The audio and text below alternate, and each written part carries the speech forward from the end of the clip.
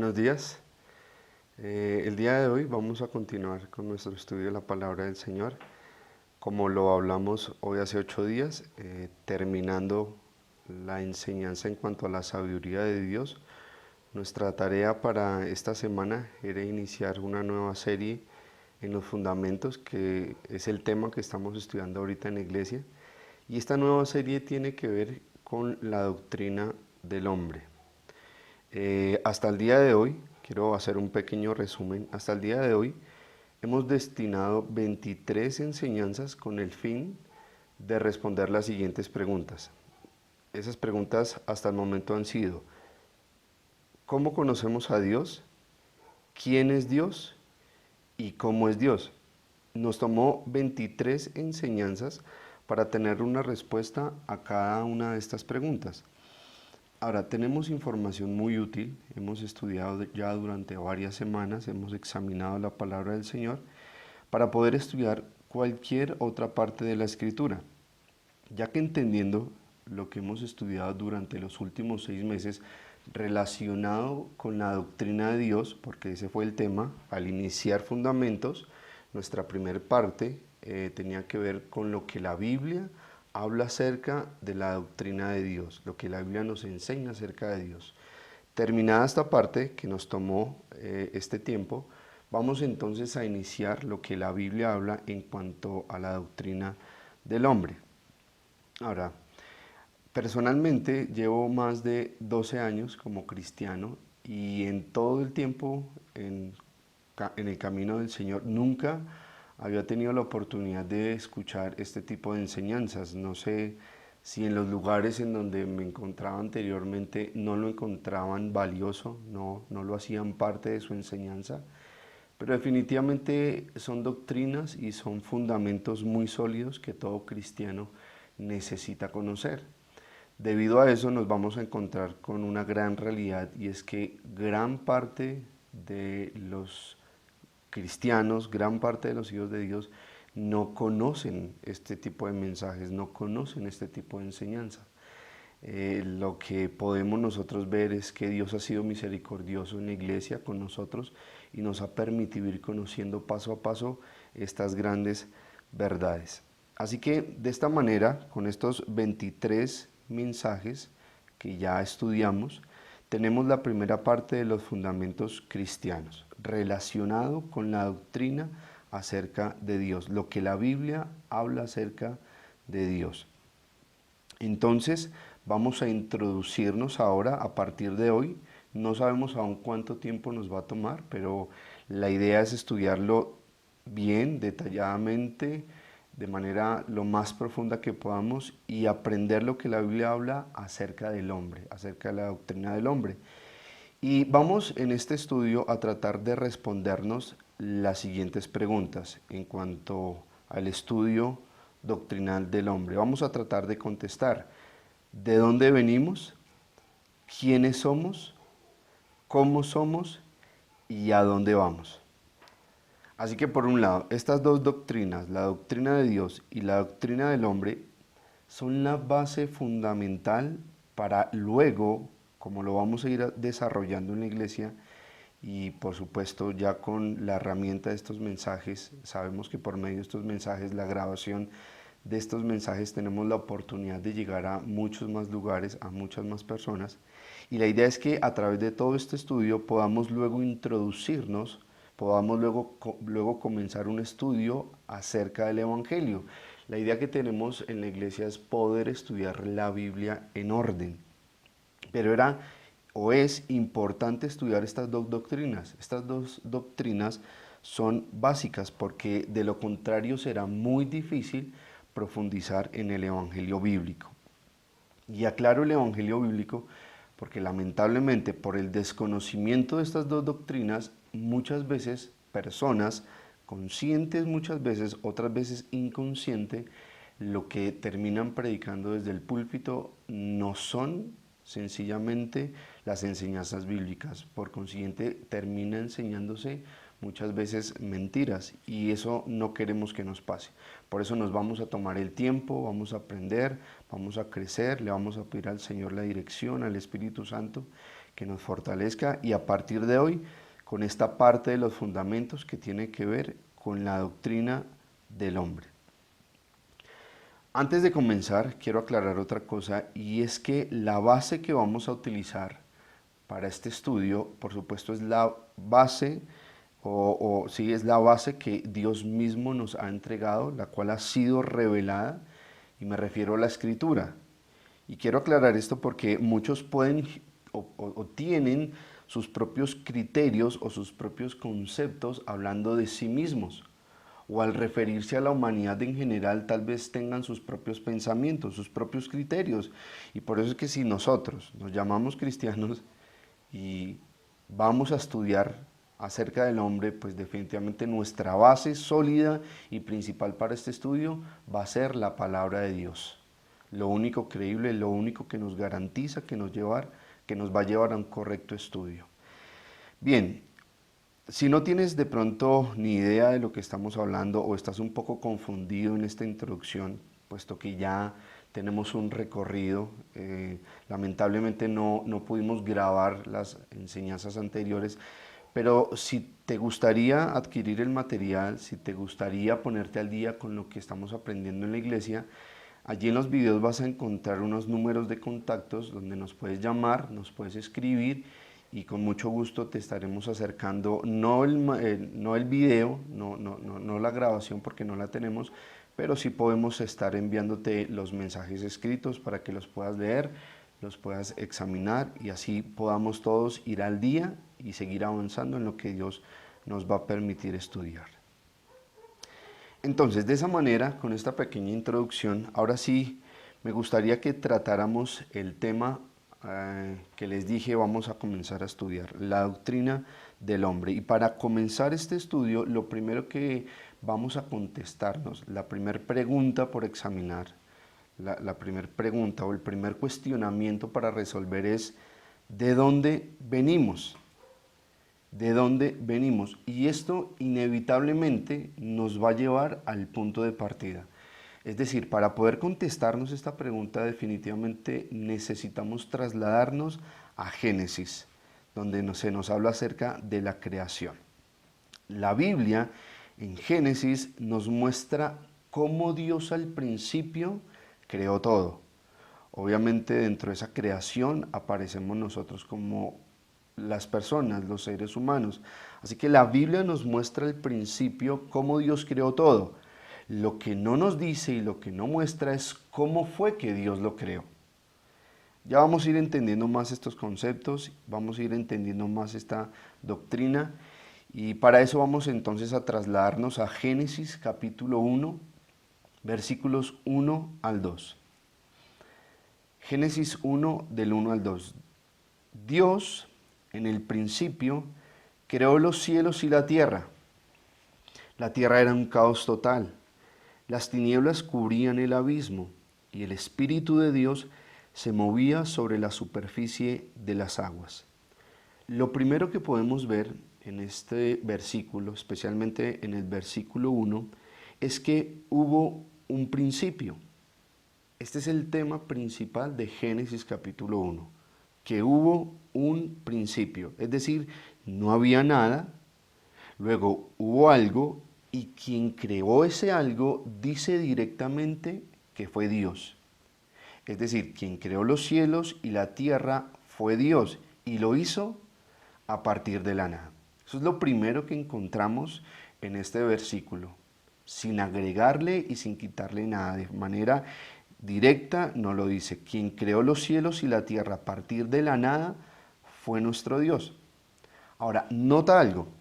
Observa algo, porque si te das cuenta, lo que aparece en estos dos primeros versículos existen con anterioridad. Lo que acabamos de leer en Génesis capítulo 1, versículos 1 y 2, lo que se nos habla allí, lo que se nombra allí, son elementos que existían con anterioridad. Es decir, los cielos, la tierra sin un orden establecido, las tinieblas que cubrían el abismo y el Espíritu de Dios moviéndose sobre las aguas, estaban o existían antes de que Dios hiciera lo que hizo en el primer día.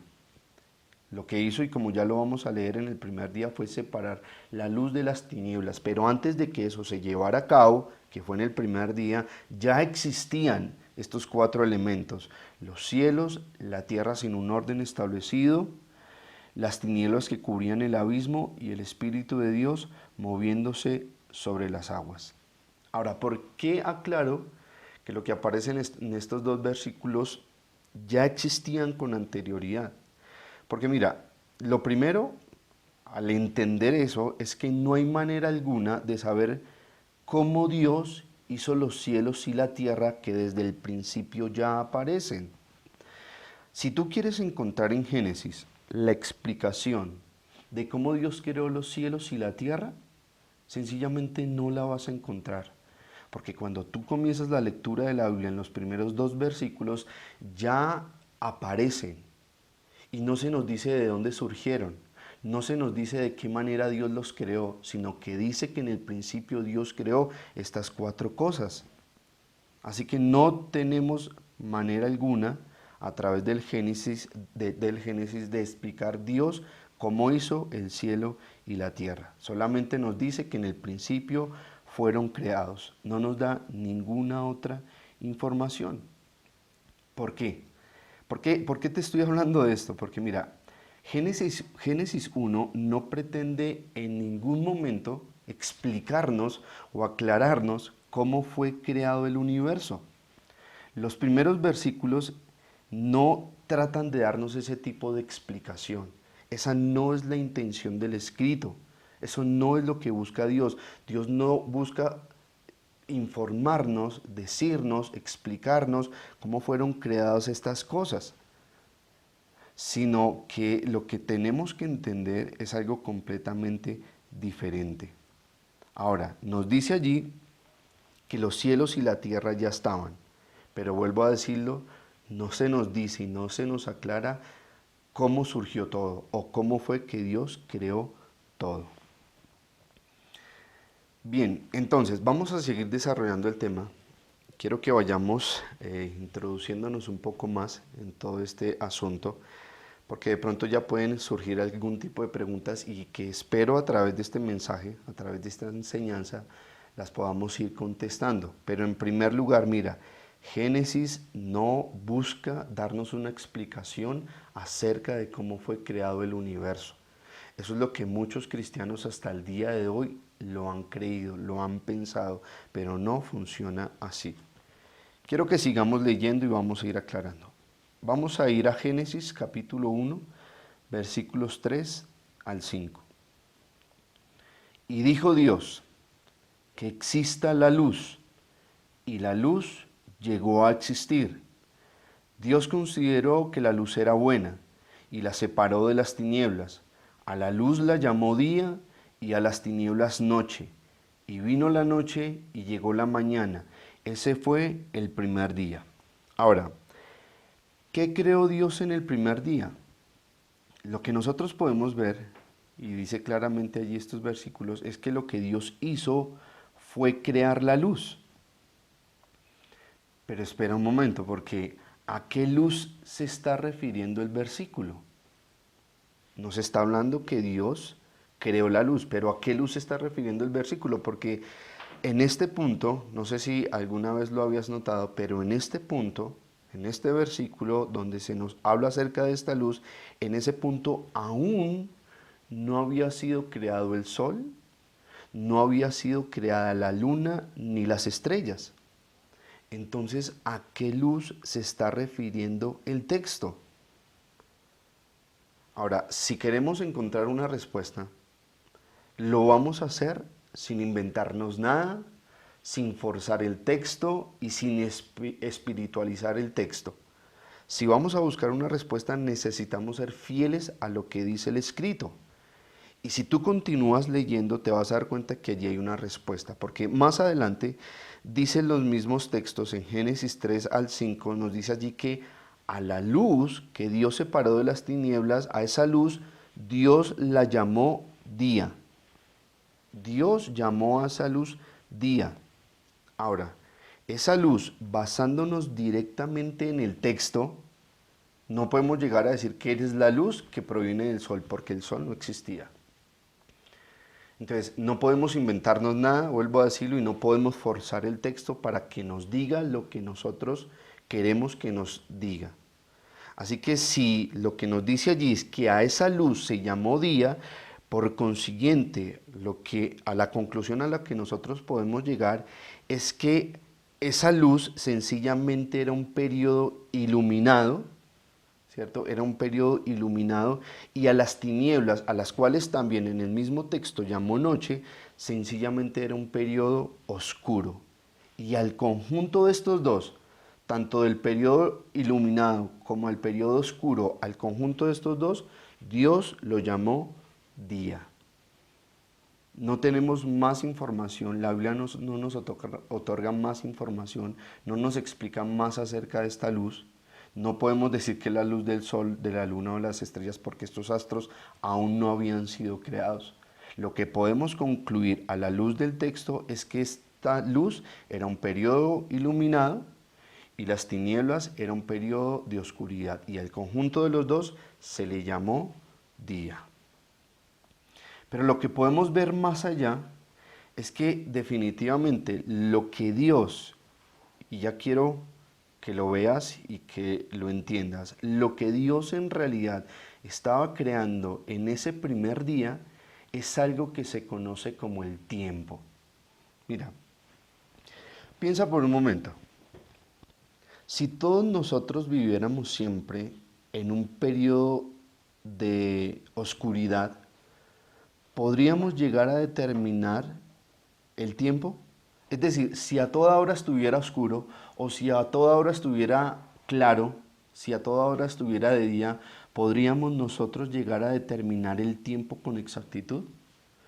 Por supuesto que no. No sabríamos en qué momento anochece u oscurece, porque siempre tendríamos un periodo o de oscuridad o de luminosidad. Por lo tanto, Dios, al establecer un periodo de luminosidad y un periodo de oscuridad, a lo cual llamó día, lo que Dios estaba estableciendo en ese momento era el tiempo, cuándo amanece y cuándo anochece.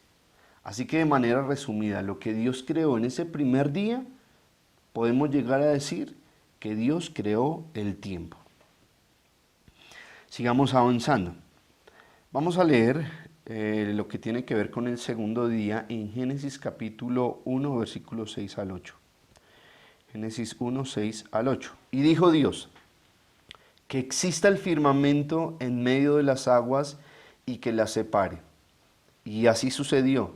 Dios hizo el firmamento y separó las aguas que están abajo de las aguas que están arriba.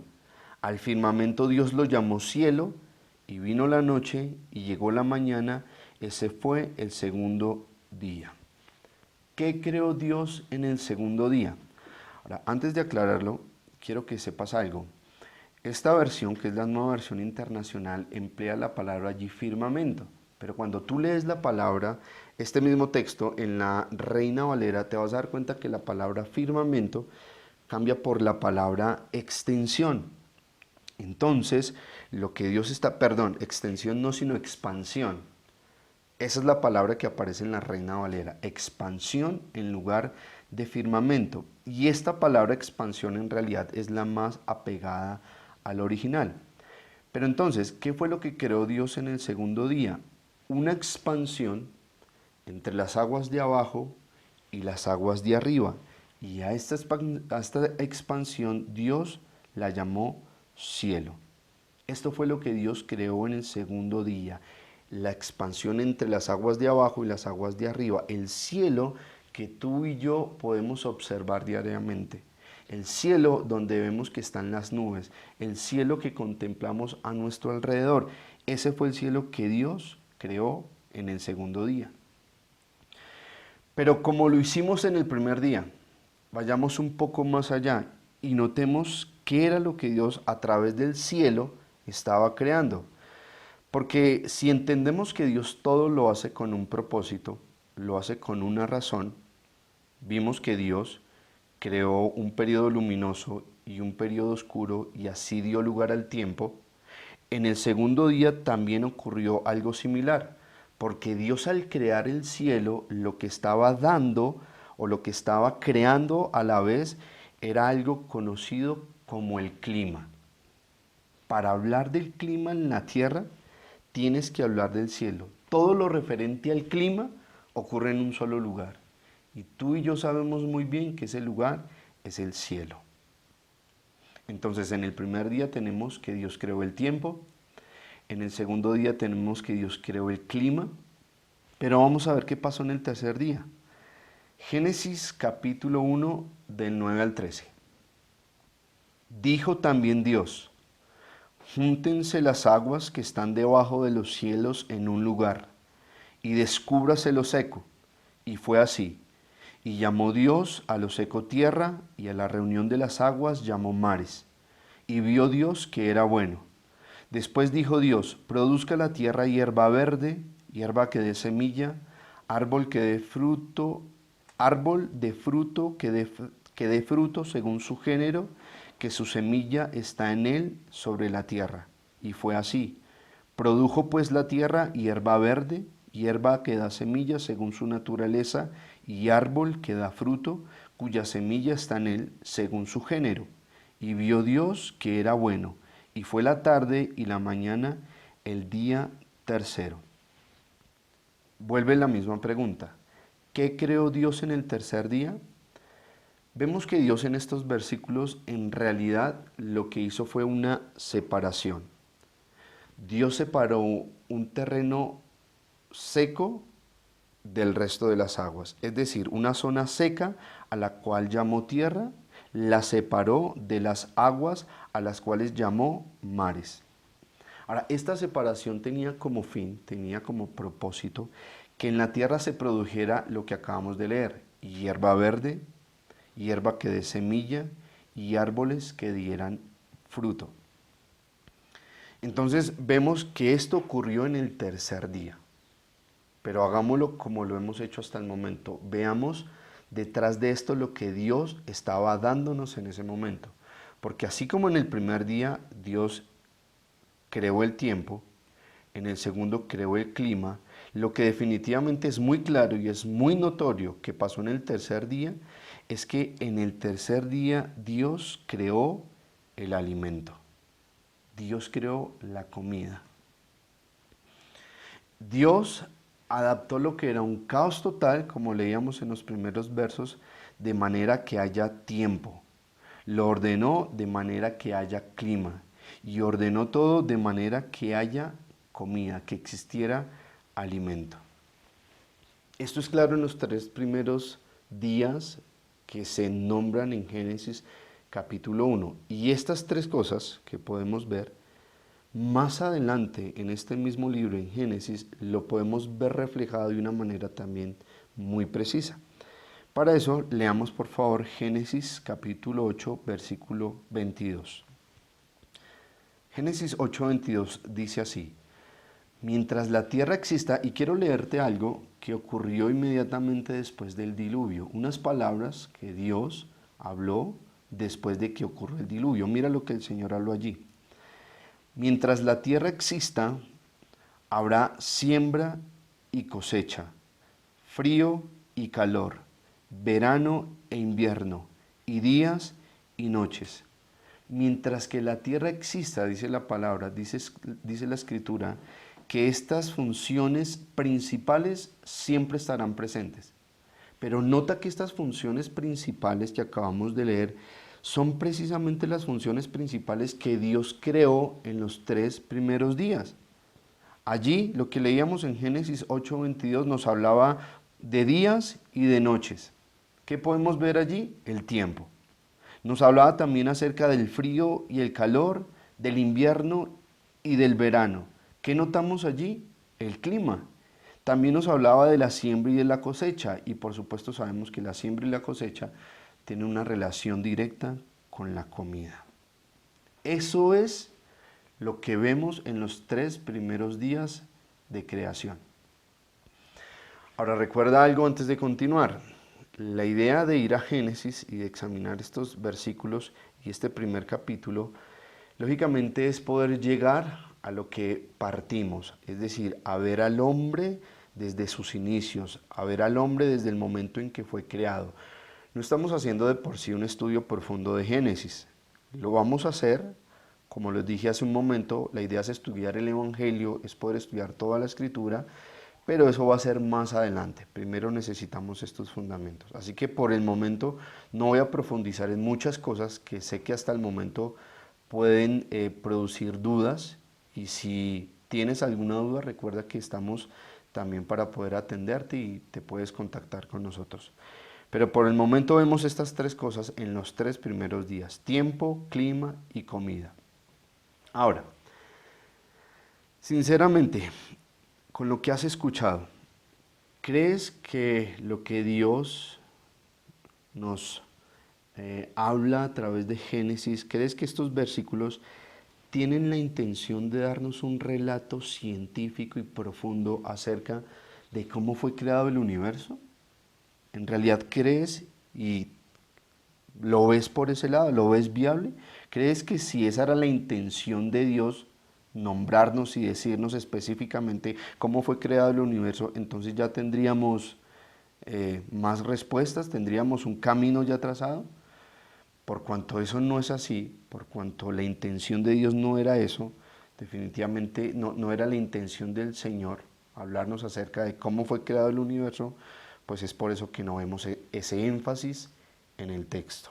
Bien, si te das cuenta, lo que Dios en realidad está haciendo es que Él está preparando algo.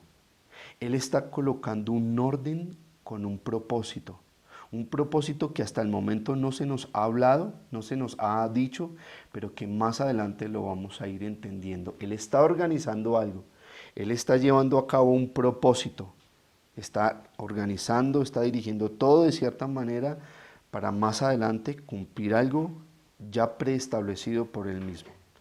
Pero sigamos avanzando. Vamos a ir ahora, por favor, al cuarto día. Dice Génesis capítulo 1, 14 al 19. Y dijo Dios, que haya luces en el firmamento, que separen el día de la noche, que sirvan como señales de las estaciones, de los días y de los años, y que brillen en el firmamento para iluminar la tierra. Y sucedió así. Dios hizo los dos grandes astros, el astro mayor para gobernar el día y el menor para gobernar la noche. También hizo las estrellas. Dios colocó en el firmamento los astros para alumbrar la tierra. Los hizo para gobernar el día y la noche y para separar la luz de las tinieblas. Y Dios consideró que esto era bueno. Y vino la noche y llegó la mañana. Ese fue el cuarto día. ¿Qué creó Dios en el cuarto día? Lo que vemos que Dios creó en el cuarto día nos habla acerca de los astros. Dios creó los astros en el cuarto día, es decir, el sol, la luna y las estrellas. Son puestos en ese momento en el firmamento. Ahora, recuerda que el firmamento, como lo dije hace un momento, nos lo traduce la Reina Valera 60. El firmamento nos habla de la expansión entre las aguas de abajo y las aguas de arriba, es decir, el cielo. Dios estaba colocando en el cielo estos astros. Eso es lo que estamos hablando, o eso es lo que nos está hablando el cuarto día. Ahora, para que entiendas un poco mejor esto y te lleves una mejor idea de lo que estamos hablando, quiero que ahora puedas ver en la pantalla una imagen de cómo en tiempos de Moisés ellos contemplaban el universo. Es decir, quiero que tengas una cosmología de los hebreos acerca del universo en aquellos tiempos. Por ejemplo, quiero que notes cómo ellos, para ellos tenían el concepto de que estaba formado el universo, y lo vamos a tener una mejor idea a través de una imagen. Mira, el concepto que los hebreos tenían del universo. Para los hebreos en aquel entonces, lo que vemos en la imagen es todo el universo. Ellos no tenían ni idea que la tierra flotaba suspendida en el vacío. Ellos tampoco tenían ni idea del resto de planetas alrededor, ni de las galaxias, ni mucho menos de los agujeros negros. Para ellos, los astros que nosotros conocemos también como cuerpos celestes, nosotros los llamamos así, sencillamente para ellos eran luces. Y todas esas luces estaban dentro de esa gran cúpula que tú notas en la imagen. Ese era el concepto que los hebreos en tiempos de Moisés, y hablo de Moisés porque fue quien escribió el Génesis, tenían acerca del universo. Ellos no tenían la visión que hoy nosotros hoy en día tenemos acerca de toda la creación, de todas las galaxias, de todos los planetas. Ellos sencillamente creían que el sol estaba pegado en la cúpula, que la luna estaba pegada también en la cúpula, las estrellas, y que giraban solamente y que a veces aparecía el sol y en ocasiones aparecía la luna. Entonces ese era el concepto de ellos, eso era lo que ellos tenían en su mente.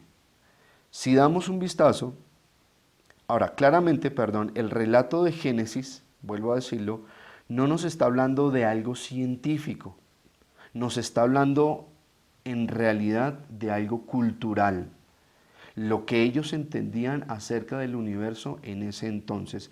Para ellos esto era todo, no sabían absolutamente nada más.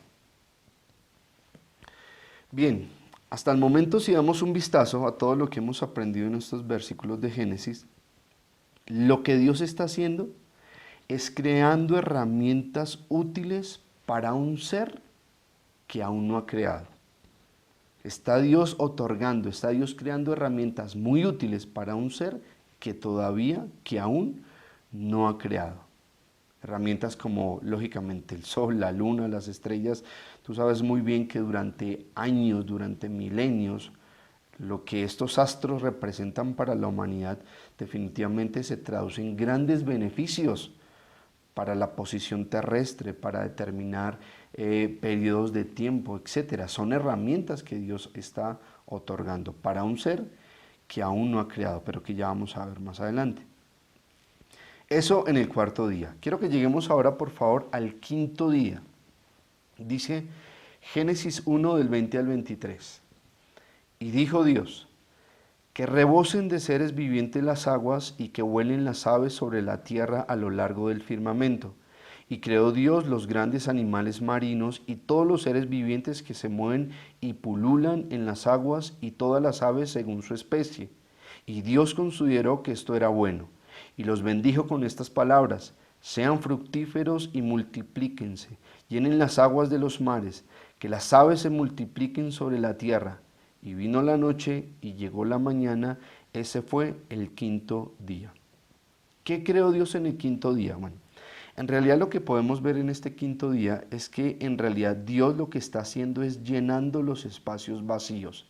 En base a lo que Él ya creó, en base a lo que Él ya hizo, como el tiempo, como el clima, como el alimento, como los astros, Él entonces empieza a llenar esos espacios vacíos. Dios ahora está poblando lo que creó, tanto en los cielos como en los mares. Dios coloca diferentes animales. Ese es el quinto día. Dios está agregando a lo que ya creó, a lo que Dios ya hizo. Vayamos ahora al sexto día. Génesis 1, 24 al 25. Sexto día, dice así. Y dijo Dios, que produzca la tierra seres vivientes, animales domésticos, animales salvajes y reptiles según su especie. Y sucedió así. Dios hizo los animales domésticos, los animales salvajes y todos los reptiles según su especie. Y Dios consideró que esto era bueno. Eso es lo primero que Dios crea en el sexto día. Y digo lo primero porque en el día sexto fueron creadas varias cosas, pero en lo primero del día sexto que se creó, habla acerca de los seres vivientes, de los seres terrestres, y Dios lo que hace es clasificarlos.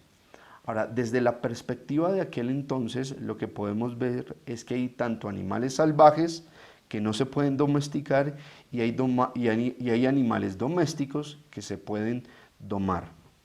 Entonces, se entiende por consiguiente que el propósito de Dios fue crear en el día sexto animales que se pudieran domar y animales que no se pudieran domar. Pero aún no se acaba el día sexto, sigamos leyendo. El día sexto continúa en Génesis capítulo 1 versículos 26 al 31. Dice así, y dijo, hagamos al ser humano a nuestra imagen y semejanza, que tenga dominio sobre los peces del mar y sobre las aves del cielo, sobre los animales domésticos, sobre los animales salvajes y sobre todos los reptiles que se arrastran por el suelo. Y Dios creó al ser humano, a su imagen lo creó. Vuelvo al versículo 27. Y Dios creó al ser humano a su imagen, lo creó a imagen de Dios, hombre y mujer los creó. Lo segundo que Dios crea al sexto día, lo podemos ver muy claro y definitivamente es al hombre y a la mujer. Lógicamente en el capítulo 2 de Génesis se nos dan más detalles acerca de cómo fue la creación del hombre.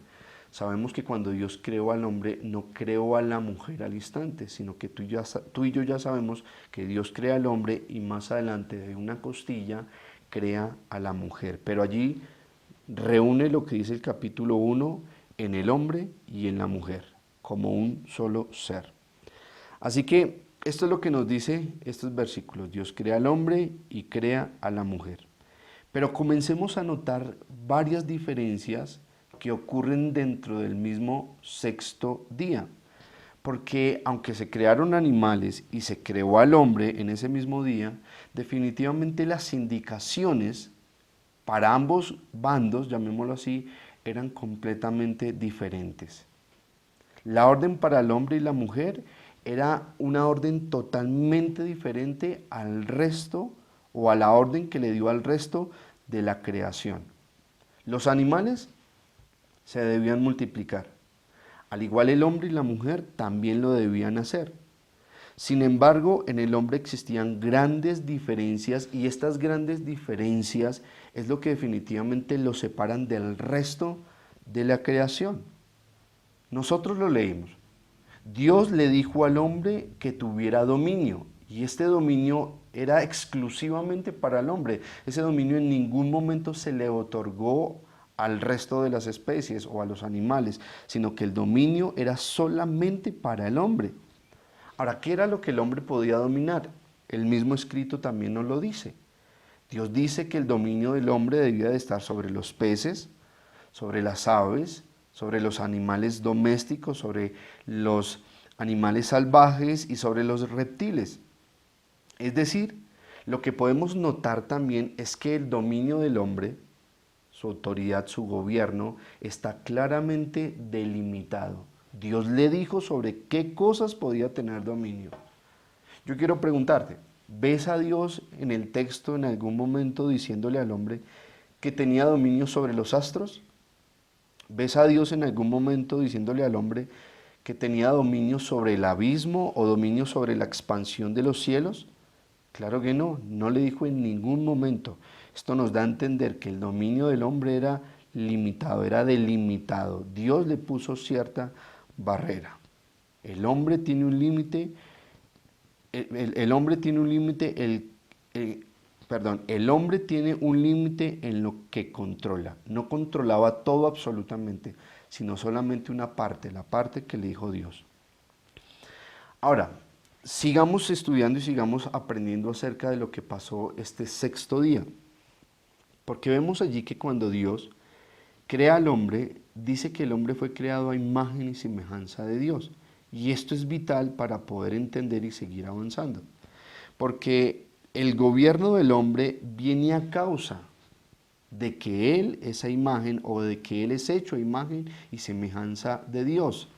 Y esa imagen y semejanza de Dios es lo que le otorga al hombre el poder tener ese dominio, el poder tener ese gobierno. Pero nos podemos preguntar, ¿en qué el hombre, según la Escritura, fue creado a imagen y semejanza de Dios? ¿Qué podemos ver que entre Dios y el hombre ocurre lo mismo? ¿Qué semejanza hay o qué similitudes hay entre Dios y el hombre? Bueno, las podemos ver de la siguiente manera. En primer lugar, la Biblia nos habla que Dios es espíritu. Dios es espíritu. Por otro lado, la Biblia también nos aclara que el hombre no solamente es una parte material, sino que el hombre también tiene una parte espiritual. Y en eso ya podemos ver la semejanza de Dios y el hombre, que ambos son espíritu. Nos parecemos a Dios en lo espiritual. También podemos ver que el hombre es un ser racional, como Dios también lo es. Y esto nos hace diferentes al resto de la creación. Somos seres racionales. El hombre también es moral. Es decir, el hombre puede saber o puede identificar o puede comportarse tanto bien como puede portarse también mal. El hombre también es un ser inmortal. Esto significa que va a estar con Dios en la eternidad. O va a estar con Dios durante la eternidad o va a estar alejado de Él durante la eternidad. Pero el hombre, al igual que Dios, es inmortal. Lógicamente, Dios es eterno, siempre ha estado, pero el hombre, desde el momento que comienza a existir, es inmortal. No va a desaparecer jamás. O va a estar la eternidad con Dios o va a estar la eternidad sin Dios. Y en esto que les acabo de decir, somos distintos al resto de la creación que se nombra en Génesis.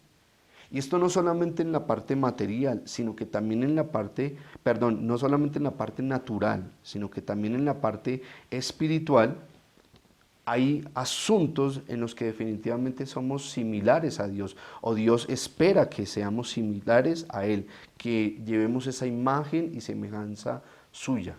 Lo aprendimos en la serie que precisamente acabamos de pasar estudiando los fundamentos, lo relacionado con la doctrina de Dios. En la doctrina de Dios aprendíamos acerca de los atributos comunicables. En los atributos comunicables aprendíamos, estudiábamos que Dios es justo, así como también la Biblia nos dice que nosotros también seamos justos. En estos atributos comunicables también aprendíamos acerca de la bondad de Dios. Dios es bueno y la Biblia también nos hace énfasis en que nosotros también debemos ser bondadosos. La Biblia aclara en que Dios es santo y nosotros también estamos llamados a ser santos, apartados, como Dios es aparte, como Dios está completamente apartado de todo tipo de maldad. Entonces, yo quiero preguntarte algo. Esta similitud o esta imagen y semejanza que acabamos de ver entre Dios y el hombre, ¿lo puedes aplicar a un animal? Es decir, ¿crees que un animal, como un caballo, como un cerdo, puede llegar a ser un ser moral?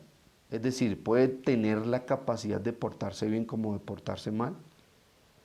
¿Un caballo puede llegar a adquirir algo como el ser bondadoso, el ser justo? Definitivamente no es así. Y esto precisamente que está en el hombre es lo que nos hace a imagen y semejanza de Dios y lo que precisamente nos lleva a tener ese dominio, a tener ese gobierno el cual Dios nos implantó desde el momento en que nos creó. Pero quiero que sigamos leyendo y que podamos concluir el día sexto, porque aún no lo hemos terminado. Dice Génesis, capítulo 1, 28 al 31. Y los bendijo Dios con estas palabras: sean fructíferos y multiplíquense, llenen la tierra y sométanla, dominen a los peces del mar y a las aves del cielo, y a todos los reptiles que se arrastran por el suelo. También les dijo: yo les doy de la tierra todas las plantas que producen semilla y todos los árboles que dan fruto con semilla. Todo esto les servirá de alimento. Y doy la hierba verde como alimento y a todas las fieras de la tierra, a todas las aves del cielo y a todos los seres vivientes que se arrastran por la tierra. Y así sucedió. Dios miró todo lo que había hecho y consideró que era muy bueno. Y vino la noche y llegó la mañana. Ese fue el sexto día. Entonces lo que podemos notar en la conclusión del sexto día es que Dios termina de crear lo último. Y lo que podemos ver allí, que en último lugar se creó, fue al hombre y a la mujer. El hombre y la mujer fue lo último que Dios creó y de esa manera podemos entender lo siguiente. Desde el momento en que Dios inicia a crear todas las cosas, en el primer día, todo lo que Él hizo, de ahí en adelante lo hizo porque tenía en Él o tenía como intención o tenía como propósito entregarlo más adelante al hombre. Lo que comenzó en el día 1, lo que comenzó en el día 2, lo que creó en el 3, en el 4 y así sucesivamente hasta el día sexto, donde aparece el hombre tenía como propósito todo eso que hizo, entregárselo al hombre para que el hombre ejerciera dominio sobre lo que Dios le dijo que debía de tener dominio, para que gobernara la tierra. Termina el día sexto, pero aún nos hace falta un día, es el día séptimo. Y mira algo, si todo concluyera en el día sexto, si todo terminara allí, punto, pare de contar, entonces lo que tendríamos hasta este momento en realidad sería a un Dios completamente ajeno, a un Dios que viene, crea las cosas, coloca al ser humano, le da dominio, pero si todo termina allí, veríamos entonces que Dios sencillamente dejó al hombre a su merced, dejó al hombre para que hiciera las cosas, lo dejó solo y él desapareció. Si todo terminara en el día sexto, tuviéramos a un Dios completamente lejano, a un Dios completamente ajeno. Pero sabemos que no concluye todo en el día sexto, sino que tenemos el día séptimo. El día séptimo. Y el día séptimo nos regala todo. Entender el día séptimo definitivamente nos va a llevar al propósito que Dios tenía desde el principio. Es decir, mira, quiero comenzar con esto. Si Génesis en realidad pretendía darnos una información científica de cómo fue creado el universo, entonces el día séptimo no llegaría a encajar en el resto de días. Porque cuando tú lees lo que pasó en el día séptimo, no vas a encontrar o no vas a poder ver, o no vas a poder realizar algún tipo o algún ejercicio para que puedas allí aplicar algún método científico y pudieras ver lo que estaba pasando en el día séptimo a la luz de la ciencia, porque definitivamente no tiene que ver nada con la ciencia. Entonces, si Génesis pretendía darnos información científica al respecto del universo, entonces el día séptimo definitivamente no encajaría, ya que es lo que se describe que pasó en ese día no tiene ninguna descripción tipo científica para ser estudiada por la lupa de la ciencia. Sin más preámbulo, leamos por favor el día séptimo. Génesis capítulo 2, versículos 1 al 4. Dice así: Así quedaron terminados los cielos y la tierra, y todo lo que hay en ellos. Al llegar el séptimo día, Dios descansó porque había terminado la obra que había emprendido. Dios bendijo el séptimo día y lo santificó, porque en ese día descansó de toda su obra creadora. Esta es la historia de la creación de los cielos y de la tierra. Y como lo puedes encontrar en otras versiones, allí la palabra descanso se cambia o en realidad se describe como la palabra reposo. No aparece descanso en algunas versiones, sino que aparece la palabra reposo. Entonces, fíjate, se acabó el proceso de establecer el orden. El orden que Dios estableció tuvo como propósito encomendar al ser humano, al hombre, a la mujer. Pero comienzan a haber allí detalles interesantes en lo que acabamos de leer, porque dice que Dios reposó, que Dios descansó. Mi pregunta para ti es, ¿Dios acaso se puede cansar? ¿Dios se puede fatigar? ¿Dios tuvo que reposar? Y por eso el día séptimo Dios se agotó de lo que hizo. Si nosotros estamos hablando, y por eso es lo importante de entender los atributos divinos, si nosotros entendemos la omnipotencia de Dios, Dios es todopoderoso, no podemos llegar a pensar ni por un solo instante que Dios se puede agotar o que Dios se puede cansar. No podemos ver a Dios en el día séptimo como si estuviera exhausto de todo lo que hizo y entonces necesitó el día séptimo para descansar. No ocurre de esa manera. Entonces, ¿qué es lo que realmente nos está hablando el día séptimo? ¿De qué nos está hablando estos versículos? Bueno, pues para entender el día séptimo, lo que primero necesitamos hacer es limpiarnos de la idea que he venido repitiendo a través de la enseñanza, que es una idea que estaba muy introducida en el pueblo cristiano, y era la idea de que Génesis nos da una explicación acerca de cómo Dios creó el universo. Sí se crearon cosas, obviamente, lo vemos a través de los días.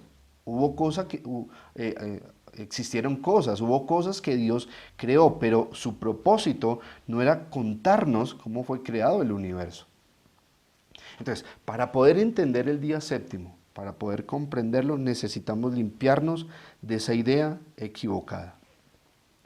Y para seguir entendiendo este día séptimo, con el cual al entendernos se nos va a aclarar todo Génesis y gran parte de lo que es la escritura, me gustaría que aludiéramos a lo que hemos llamado el contexto remoto.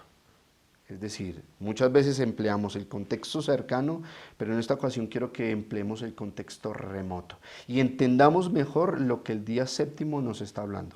Para eso los voy a invitar a que podamos dirigirnos al Salmo 132, versículos 7 al 8. Salmo 132, versículos 7 al 8. Mira cómo dice allí.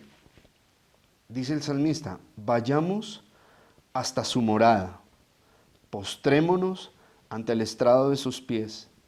Levántate, Señor, ven a tu lugar de reposo, tú y tu arca poderosa.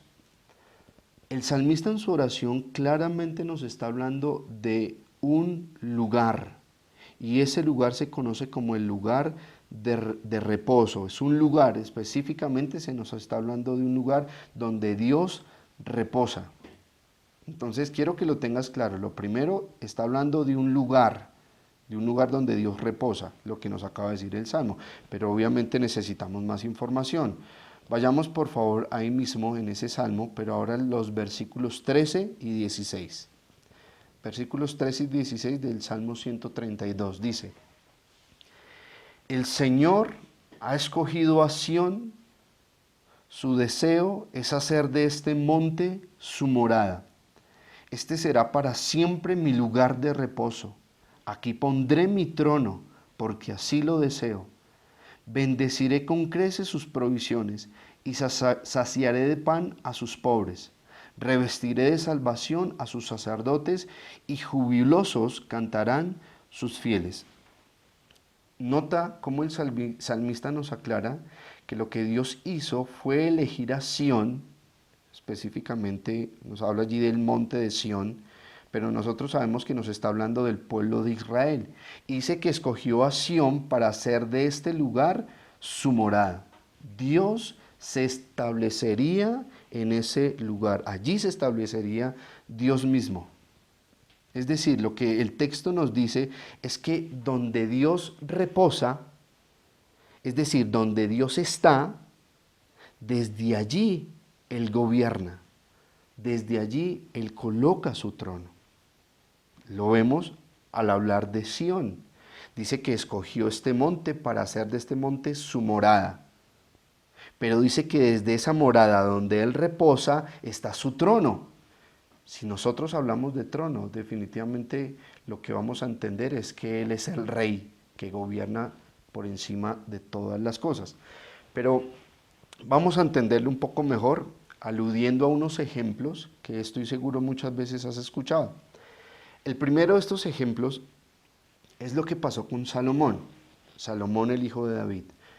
Tú sabes muy bien que Salomón fue quien creó el templo tan conocido, el templo majestuoso, pero quiero que nos remontemos un poco más a la historia de cómo fue creado el templo. Dice que Salomón, guiado en muchas cosas por su padre le dejó las medidas, le dejó el material. Lógicamente David no contaba con que Dios le iba a dar mucha sabiduría a Salomón para llevar a cabo esa tarea. Pero dice que después de que Salomón hizo todo lo que hizo de manera espléndida, colocando allí oro, colocando piedras preciosas, hizo un templo majestuoso. Luego de que el templo estuviera terminado, ellos allí, juntamente con el rey Salomón, se reunieron, estaban todos congregados y en medio de esa congregación levantaron una oración, levantaron un clamor. Ahora, más específicamente, ¿qué era lo que oraban en ese momento? ¿Qué era lo que oraba Salomón en ese instante? Lo que Salomón estaba orando era que la presencia de Dios viniera a reposar en ese lugar. Mira la palabra reposar, la misma que aparece en el día séptimo de Génesis. Pero ¿será que lo que Salomón le quería decir o lo que le estaba pidiendo a Dios es que Dios viniera a ese lugar para que sencillamente se relajara, se estirara un poco, descansara, a lo mejor durmiera. No, en realidad cuando Salomón decía y le clamaba al Señor, él y todo su pueblo, que la presencia de Dios viniera a reposar a ese lugar, lo que directamente le estaban pidiendo a Dios es que Dios viniera a reinar entre su pueblo, que Dios viniera a gobernar en medio de ellos. Este es el primer ejemplo que quería usar, pero hay un segundo caso para que entendamos mejor lo que pasó en el día séptimo. Y es lo que ocurrió con el tabernáculo. ¿Recuerdas el tabernáculo que creó Moisés? Moisés, dirigido por el Señor, está en el monte alto, se le muestran los planos, regresa a la tierra, da inicio a la construcción del tabernáculo, pide una ofrenda, las personas traen todo lo necesario, tanto así que Moisés le dice que detuvieran lo que estaban dando. Él crea este lugar, crea el tabernáculo, y en ese tabernáculo hay un lugar que se conocía como el lugar santísimo. ¿Y qué pasaba en el lugar santísimo? Tú también lo has escuchado y estoy seguro que lo recuerdas. Dice que en el lugar santísimo reposaba la presencia de Dios. Ahora, ese reposar nos habla de que Dios descansaba, dormía. Lógicamente a eso no se refiere. Ese reposar en el tabernáculo, como en el templo de Salomón, como en el día séptimo, nos habla de que Dios reina, de que Dios gobierna, de que Dios se ha establecido en ese lugar para dirigir por encima de todas las cosas. Lo vemos en el templo de Salomón y lo vemos también claramente en el tabernáculo. Así que quiero que lo escuches de la siguiente manera. ¿Qué es lo que nos está narrando Génesis? En ningún momento Génesis pretende darnos enseñarnos acerca de cómo Dios creó el universo. No, esa no es la intención. Lo que Génesis nos está narrando es lo siguiente. Primero, cómo se ordenó todo, cómo quedó todo terminado. Y luego, a lo último, después de todo esto, después de que todo está listo, Dios reposa en lo que creó. Es decir, Dios se establece para hacer de ese lugar su morada y reinar desde allí. Entonces lo que podemos ver claramente es que la morada de Dios, el templo de Dios, en el día séptimo de Génesis, viene a ser la tierra. Todo lo que Él creó. Es completamente una equivocación pensar, creer y enseñar que Dios crea todo, deja cargo al hombre y Él se va. No, Él se queda y reposa.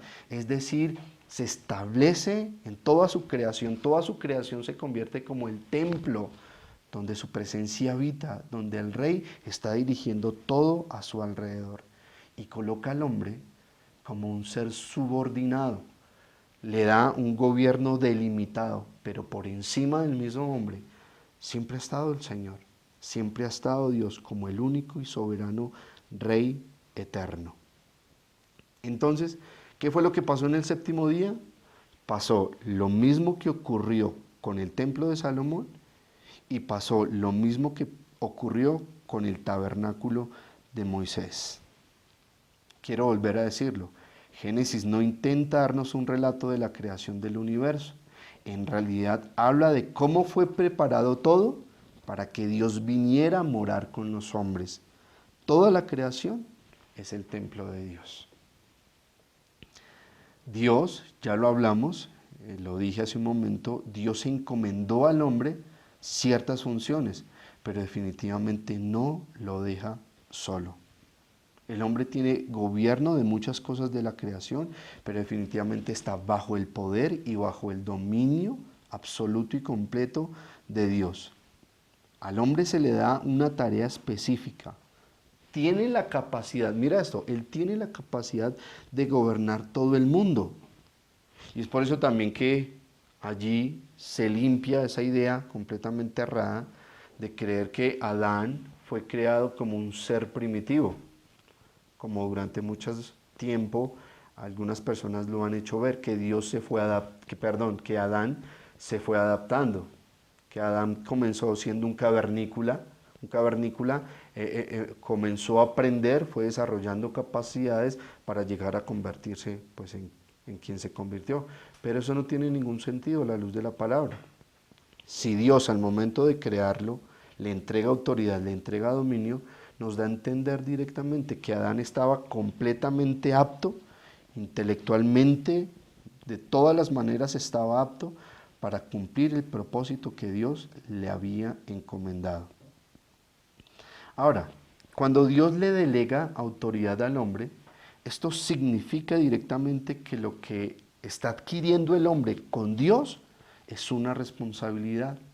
Directamente se conoce como una responsabilidad. Es decir, el hombre a partir de ese momento no es un ser solitario que puede hacer sencillamente lo que se le antoja y ya, sino que él definitivamente tiene que rendir cuentas de lo que Dios le encomendó. Mira esto, ¿por qué lo podemos llegar a ver con mayor exactitud? De que el hombre tenía eso grabado, que él tenía que rendir cuentas. ¿Recuerdas cuando el hombre cayó, cuando el hombre pecó en el huerto? Él y su mujer dice que después de que comieron del fruto prohibido, se escondieron de la presencia de Dios. ¿Por qué crees tú que se escondieron? Porque ellos eran precisamente conscientes de que habían fallado, que le habían fallado a quien estaba por encima de todo el gobierno, a quien estaba por encima de todo el poder, a Dios. Y por eso corrieron a esconderse, porque eran conscientes de la falla que habían cometido como personas subordinadas al poderío de nuestro Dios. Entonces, el hombre, con esto quiero hacerte la pregunta, ¿el hombre era totalmente libre cuando fue creado? ¿Era completamente libre? En cierto grado tenía libertad, en cierto grado tenía algo de dominio, gobernaba, pero siempre estaba sujeto a la autoridad divina.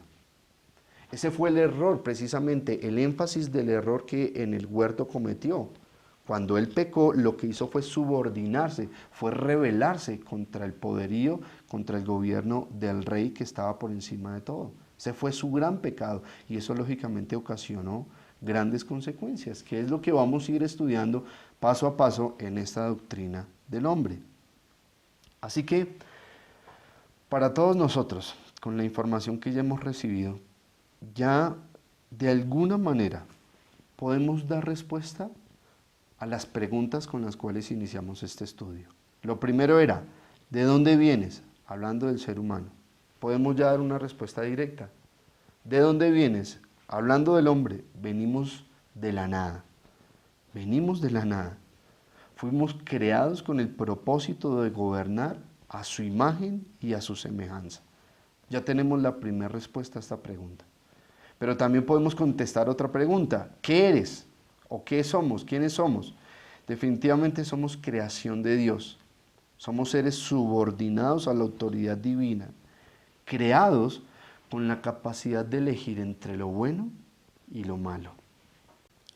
Y antes de cerrar, que podamos cerrar en una oración, quiero que concluyamos pensando sencillamente en lo siguiente. Veamos cómo Dios se establece sobre su creación, en su templo que es la tierra, y cómo nosotros estamos allí con un dominio delimitado.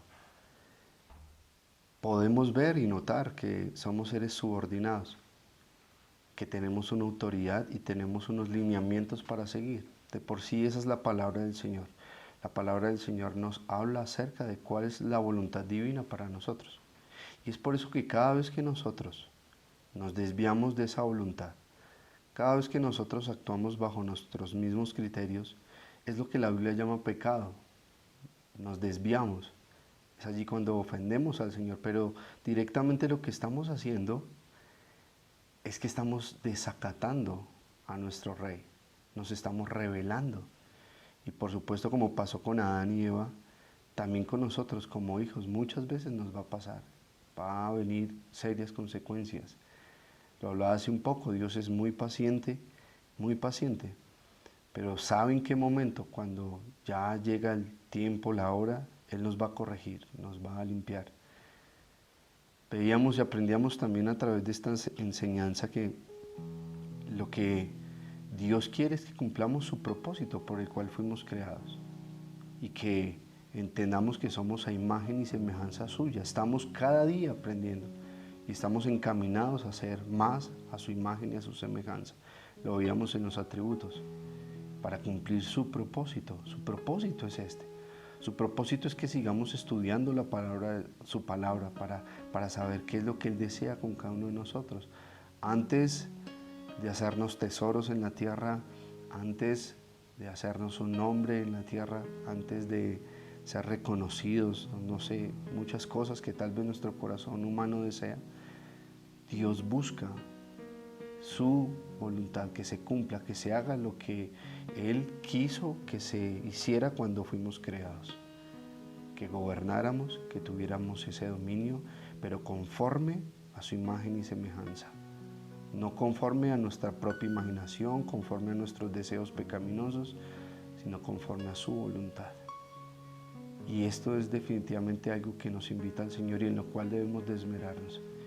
Y por eso cada estudio y por eso cada momento que nos reunimos para estudiar la palabra es tan crucial, porque a través de ello no estamos buscando alimentar las emociones, prometer cosas que no son, idealizarnos un cristianismo completamente falso. El cristianismo verdadero es deleitarnos en conocerlo a Él, y esto es precisamente para esto nos tomamos este tiempo, para alejarnos de toda herejía, de toda mentira que lleva a vidas completamente improductivas, a vidas que desagradan al Señor, que no caigamos en errores doctrinales, como hoy en día pasa tantas veces y se ha llegado a decir tantas locuras, forzando precisamente los textos.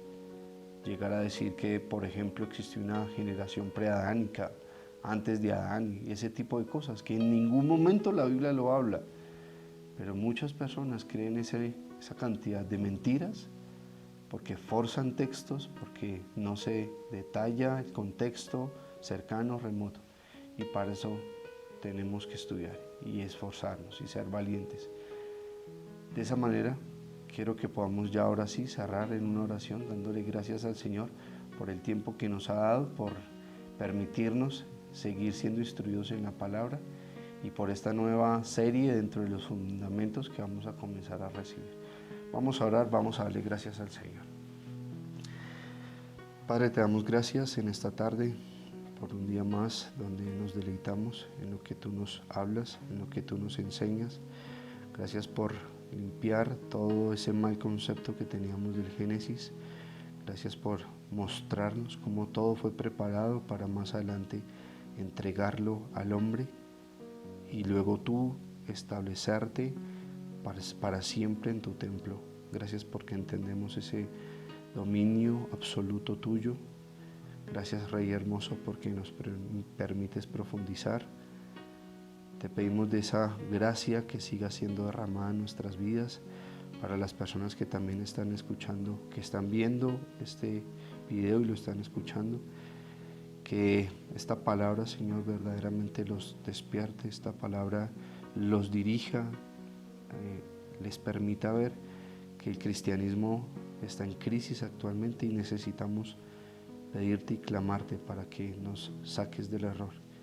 Gracias, Señor, porque sabemos que tu doctrina, tu sana doctrina, produce la paz que el mundo no puede ofrecernos, produce gozo que el mundo no puede darnos. Gracias, Señor, por esta mañana y por todos los medios que nos permites para la grabación de este video. Amén.